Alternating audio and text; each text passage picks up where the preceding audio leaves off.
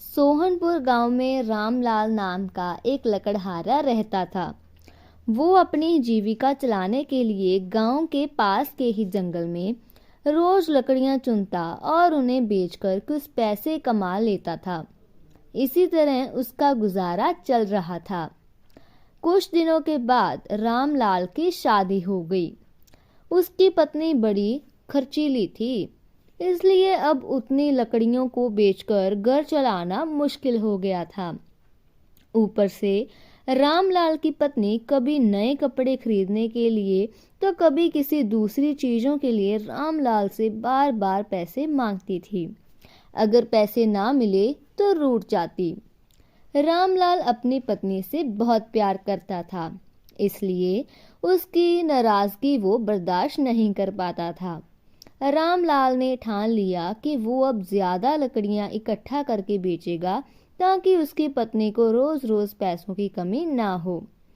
पत्नी की इच्छा पूरी करने के लिए आज रामलाल घने जंगल तक चला गया और बहुत सारी लकड़ियां चुनकर बाजार में बेच दी।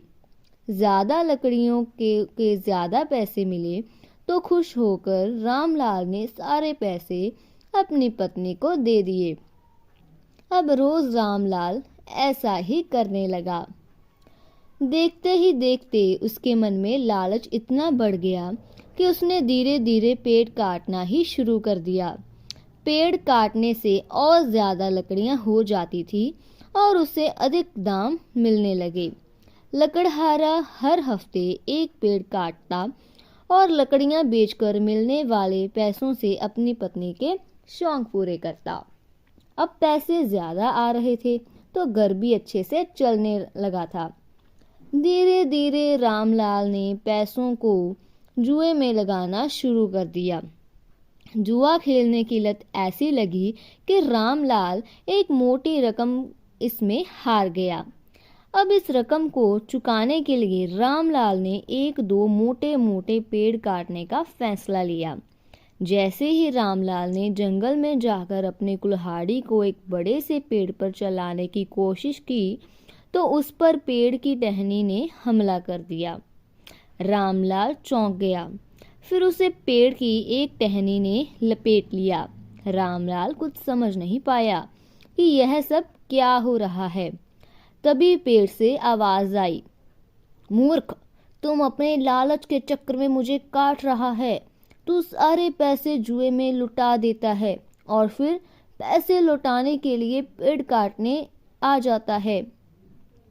तुझे पता है कि पेड़ कितने कीमती होते हैं।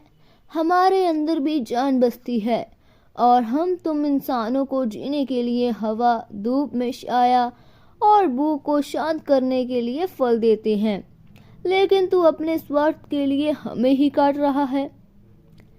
पेड़ ने कहा, आज तू रुक, यही कुल्हाड़ी मैं अब तेरे ऊपर चलाऊंगी। पेड़ की टहनी कुल्हाड़ी से रामलाल पर वार करने ही वाली थी। वह गिड़गिड़ाने लगा। उसने माफी मांगते हुए कहा, मुझसे गलती हो गई, मुझे सुधारने का एक मौका दो। अगर आप मुझे मार दोगे तो मेरी पत्नी का क्या होगा? वो अकेली पड़ जाएगी। आज से मैं किसी पेड़ को नहीं काटूंगा, ये प्रण लेता हूँ। यह सब सुनकर पेड़ को रामलाल के ऊपर दया आ गई। उसने रामलाल को छोड़ दिया। छूटते ही रामलाल भागकर अपने घर गया और पैसों के लालच में न आने का संकल्प लिया।